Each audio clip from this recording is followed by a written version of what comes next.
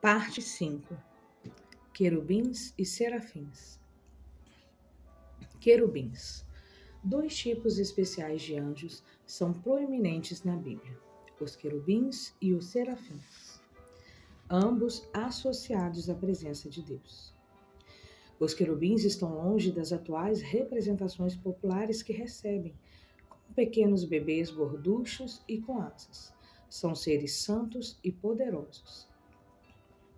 A primeira vez em que a Bíblia menciona um querubim é em Gênesis capítulo 3, versículo 24, quando Adão e Eva são banidos do jardim do Éden por causa da sua rebelião contra Deus. Depois de expulsar o homem, colocou a leste do jardim do Éden querubins e uma espada flamejante que se movia guardando o caminho para a árvore da vida. A origem do nome querubim é desconhecida, mas esses anjos são intimamente ligados a Deus. Em 7 lugares diferentes na Bíblia, lemos que nosso grande Senhor é o Deus que tem o seu trono entre os querubins. 1 Samuel, capítulo 4, versículo 4, 2 Samuel, capítulo 6, versículo 2, 2 Reis, capítulo 19, no verso 15, 1 Crônicas, capítulo 13, versículo 6, Salmo 80, verso 1, Salmo 99, verso 1, Isaías, capítulo 37, versículo 16. Em 2 Samuel 22, 11, Davi disse que quando Deus respondeu às suas orações e veio em seu socorro, ele montou sobre um querubim e voou. Elevou-se sobre as asas do vento. Ver também Salmo número 18, verso 10. Quando Deus deu a Moisés as especificações para a Arca da Aliança, ou Arca do Testemunho no tabernáculo, ele o instruiu a colocar réplicas de 2 querubins em cada lado da tampa, sobre os quais o sangue expiatório seria espalhado. Faça uma tampa de ouro puro com 1 metro e 10 centímetros de comprimento por 70 centímetros de largura, com 2 querubins de ouro batido nas extremidades da tampa. Faça um querubim numa extremidade e o segundo na outra, formando uma só peça com a tampa. Os querubins devem ter suas asas estendidas para cima, cobrindo com elas a tampa. Ficarão de frente um para o outro, com o rosto voltado para a tampa. Coloquem a tampa sobre a arca e dentro dela as tábuas da aliança que darei a você. Ali, sobre a tampa, no meio dos 2 querubins que se encontram sobre a arca da aliança, eu me encontrarei com você e lhe darei todos os meus mandamentos destinados aos israelitas. Êxodo capítulo 25, do versículo 17 a 22. A presença de Deus habitava entre os querubins no tabernáculo. E desse lugar ele também falava a Moisés. Ver Números capítulo 7, versículo 89. A Bíblia diz que as cortinas e o véu do tabernáculo eram também decorados com querubins. Êxodo capítulo 26, versículo 1, verso 31, capítulo 36, versículo 8 e 35. Quando Salomão construiu o templo em Jerusalém, ele o decorou com entalhes, pinturas e esculturas de querubins elegantes e elaborados. E a cortina do templo era adornada com querubins. Ver 1 Reis, capítulo 6, no verso 22 ao 35, capítulo 7, versículo 29 e o capítulo 36. 2 Crônicas, capítulo 3, no verso 7 e do 10 ao 14. No exílio na Babilônia, Ezequiel teve uma visão do futuro, templo ainda contendo riscos relevos de querubim. Ezequiel, capítulo 41, versículo 18 a 20 e 25. Como são os querubins? Ezequiel os mencionou no primeiro capítulo do seu livro, mas ele os descreveu em detalhes no capítulo 10. Olhei e vi algo semelhante a um trono de safira sobre a abóbada que estava por cima das cabeças dos querubins.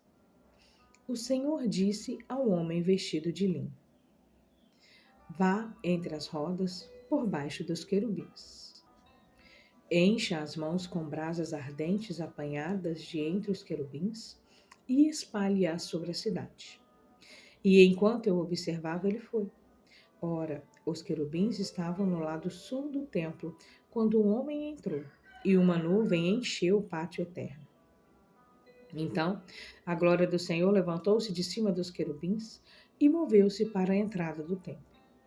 A nuvem encheu o templo e o pátio foi tomado pelo resplendor da glória do Senhor.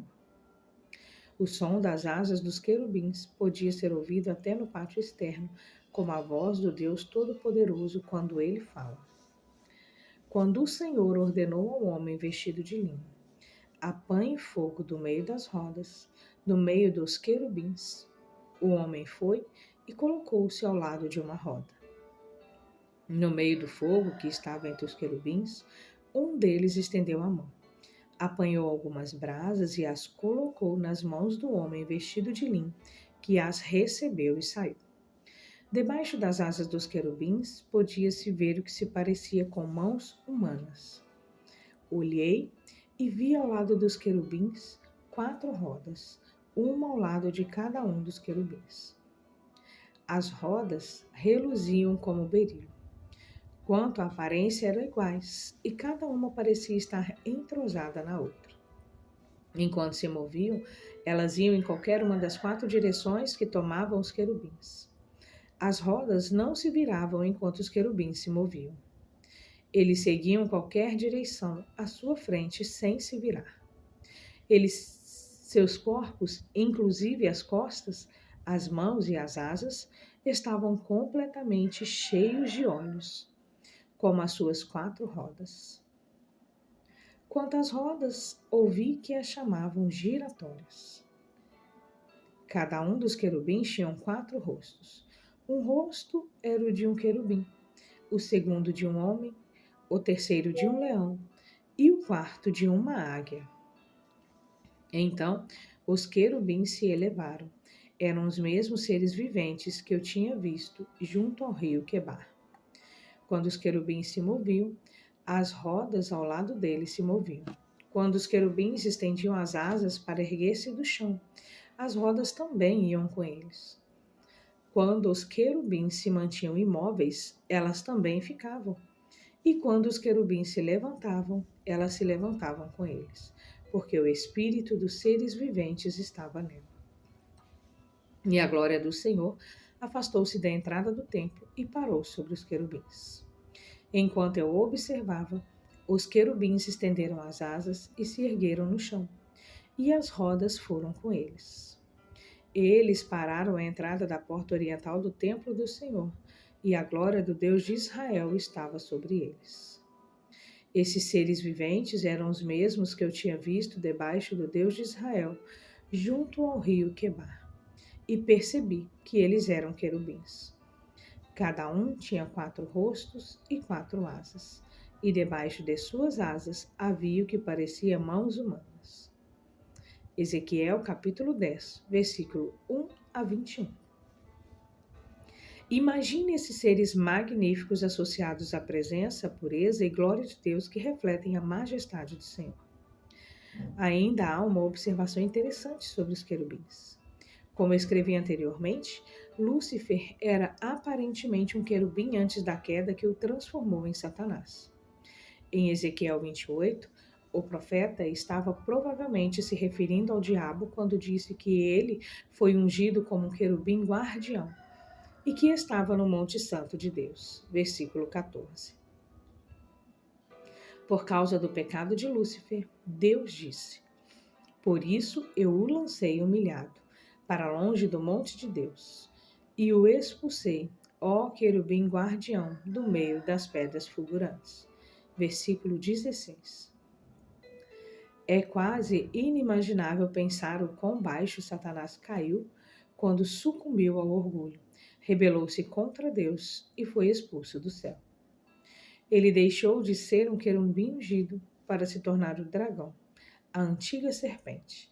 Apocalipse capítulo 20, versículo 2. E foi lançado no lago de fogo que arde com enxofre. Versículo 10. Que queda gigantesca!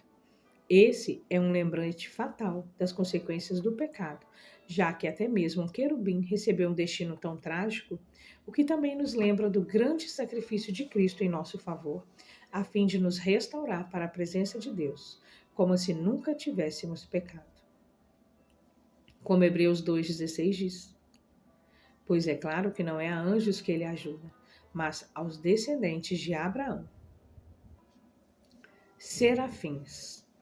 Os serafins são mencionados diretamente em uma única passagem bíblica, na qual Isaías claramente descreveu essas criaturas celestiais.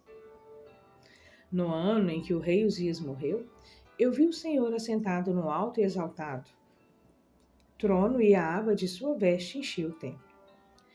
Acima dele estavam serafins. Cada um deles tinha 6 asas. Com 2 cobriam os rostos, e com 2 cobriam os pés, e com 2 voavam, e proclamavam uns aos outros: Santo, Santo, Santo é o Senhor dos exércitos. A terra inteira está cheia da sua glória. Ao som das suas vozes, o batente das portas tremeram, e o templo ficou cheio de fumaça. Isaías, capítulo de número 6, do verso 1 ao 4. Os anjos que lemos em Apocalipse, capítulo 4, versículo 8, e que cercavam o trono de Deus, repetem sem cessar: Santo, Santo, Santo é o Senhor, o Deus Todo-Poderoso, que era, que é e que há de vir. Os serafins estão mais perto do Criador do que todos os outros anjos, pairando sobre o trono de Deus, parecendo habitar em meio à sua santidade. A visão de Deus em seu trono com os serafins sobre ele tornou mais evidente para Isaías o seu pecado e a sua pequenez. E um dos serafins foi enviado por Deus para tocar os lábios de Isaías como a brasa viva, purificadora do altar celestial. Então gritei: ai de mim, estou perdido, pois sou um homem de lábios impuros e vivo no meio de um povo de lábios impuros. Os meus olhos viram o Rei, o Senhor dos exércitos. Logo, um dos serafins voou até mim, trazendo uma brasa viva que havia tirado do altar com uma tenaz. Com ela tocou a minha boca e disse: veja, isto tocou os seus lábios. Por isso, a sua culpa será removida e o seu pecado será perdoado. Isaías, capítulo 6, no verso 5 a 7. Das 6 asas dos serafins, 2 pares eram utilizados para cobrir seu rosto e seus pés na presença da glória resplandecente de Deus, enquanto somente um par era utilizado para voar. Em hebraico, a palavra serafim significa em chamas ou ardente. Nas visões e revelações que recebi, quando via anjos em forma espiritual e não em forma humana, eles sempre tinham uma aparência de fogo. Acredito que isso se deve ao fato de os anjos, principalmente os serafins, estarem diante de um Deus que é declarado fogo consumidor. Hebreus capítulo 12, versículo 29. Em uma de suas visões, Daniel diz: seu trono era envolto em fogo e as rodas do trono estavam em chamas. De diante dele saía um rio de fogo. Daniel capítulo 7, do verso 9 a 10. Moisés relatou que a glória do Senhor parecia um fogo consumidor no topo do monte. Êxodo capítulo 24, versículo 17. No Salmo 104, no verso 4, lemos que Deus faz dos ventos seus mensageiros, a dos clarões reluzentes seus servos. Os serafins são seres inteligentes que celebram o Santo de Israel. Eles estão incendiados de amor por Deus e sua devoção deve nos servir de inspiração para termos em nós esse mesmo amor profundo pelo Senhor. O anjo do Senhor. Gostaria de falar rapidamente sobre o termo anjo do Senhor ou anjo do Senhor, que aparece com frequência nas Escrituras. Ver, por exemplo, Gênesis capítulo 16, do verso 7 a 11, Êxodo capítulo 3, do versículo 1 ao 6, 2 Samuel, capítulo 24, verso 16, Zacarias capítulo 3, do verso 1 ao 7, Atos capítulo 12, versículo 21 a 23. Em quase todas as vezes, esse termo se refere a um dos anjos de Deus, ao próprio Deus ou ao Senhor Jesus Cristo em suas aparições antes de encarnar. Independentemente a quem se refira, a menção desse termo nas Escrituras certamente merece nossa atenção e respeito. Enviados para servir. Vimos que existem diferentes tipos de anjos que servem a Deus e que eles possuem diferentes posições em seu reino. Todos os anjos refletem sua grandeza, poder e santidade. O mais maravilhoso é que eles trabalham a nosso favor. Repetindo Hebreus capítulo 1, versículo 14. Os anjos não são todos eles espíritos ministradores enviados para servir aqueles que hão de herdar a salvação? No capítulo seguinte, observaremos alguns dos papéis específicos que os anjos de Deus desempenham. Capítulo 5. Espírito ministradores. De acordo com a Bíblia, os anjos possuem esferas de autoridade e certas obrigações a realizar nos céus e no universo como um todo. Apesar de a Terra não ser o seu habitat natural, os anjos realizam operações eficientes aqui, indo e vindo entre o céu e a terra conforme a vontade de Deus. Jacó teve uma visão de uma escada que ia até o céu, na qual anjos subiam e desciam. Gênesis capítulo 28, versículo 12. Na parte 3 deste livro falarei sobre o que vi dos anjos em atividades nas visões e revelações que recebi de Deus. Tais revelações ilustram a contínua presença e obra de Deus entre o seu povo hoje. Sim, meu querido, os anjos estão em plena atividade ao nosso redor o tempo todo. Coisas estão acontecendo no mundo espiritual que nossos sentidos físicos não podem captar. Somente podem ser discernidas espiritualmente. Uma história em 2 Reis, capítulo 6, ilustra essa verdade.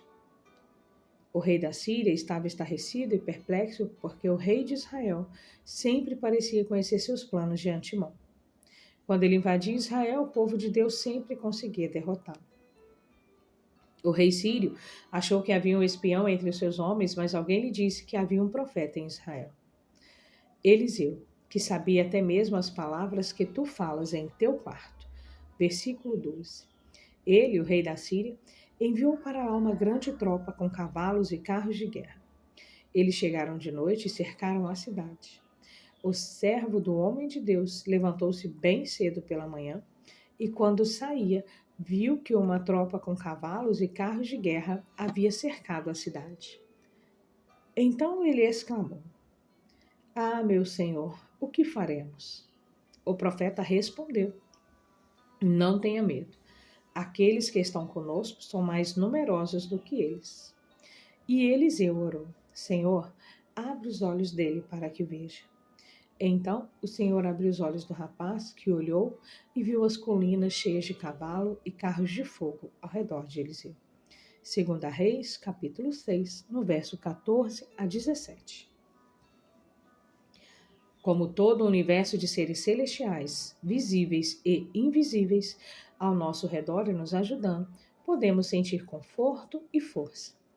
Devemos respeitar os agentes de Deus, as criaturas que chamamos de anjos, colocados por Deus em nossa vida para suprir as nossas necessidades.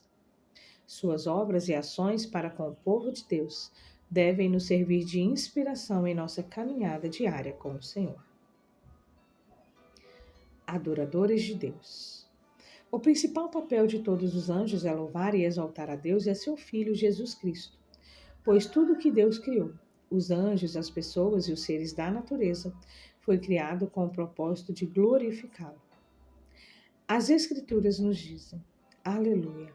Louvem ao Senhor desde os céus, louvem-no nas alturas, louvem-no todos os seus anjos, louvem-no todos os seus exércitos celestiais.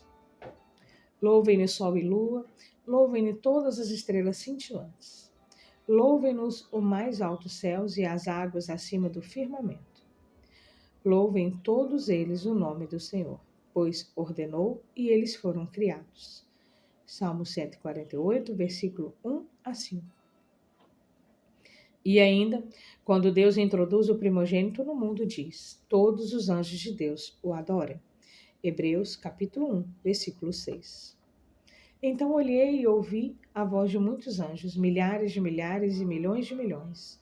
Eles rodeavam o trono, bem como os seres viventes e os anciãos, e cantavam em alta voz: digno é o Cordeiro, que foi morto de receber poder, riqueza e sabedoria, força, honra, glória e louvor.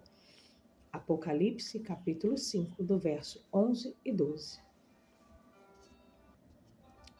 Todos os anjos estavam em pé ao redor do trono, dos anciãos e dos 4 seres viventes. Eles se prostraram com o rosto em terra diante do trono e adoraram a Deus, dizendo: Amém, louvor e glória, sabedoria, ação de graças, honra, poder e força sejam ao nosso Deus para todo sempre. Amém. Apocalipse, capítulo 7, versículo 11 a 12. Quando recebi a revelação do céu, a presença do Senhor era impressionante. Independente da atividade a que os anjos estivessem envolvidos, eles cantavam e louvavam ao Senhor. Os anjos aos milhões cantavam continuamente a Deus.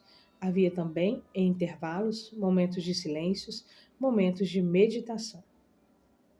A atmosfera ao redor do trono de Deus está sempre repleta de glórias, honras e améns. O autor de Hebreus disse: Mas vocês chegarão ao Monte Sião, a Jerusalém celestial, a cidade do Deus vivo. Chegarão aos milhares de anjos em alegre reunião. Hebreus, capítulo 12, versículo 22.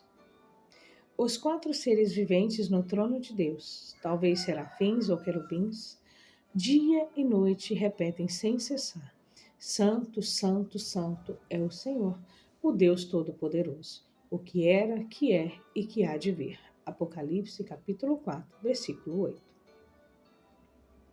Há infinitas razões para os anjos cantarem e adorarem a Deus. Por exemplo, quando Deus criou o mundo, os anjos devem ter sido tomados de emoção e fascinação com os geniais atos criativos de Deus. Jó 38 diz que nessa ocasião significativa, as estrelas matutinas juntas cantavam e todos os anjos se regozijavam. Versículo 7.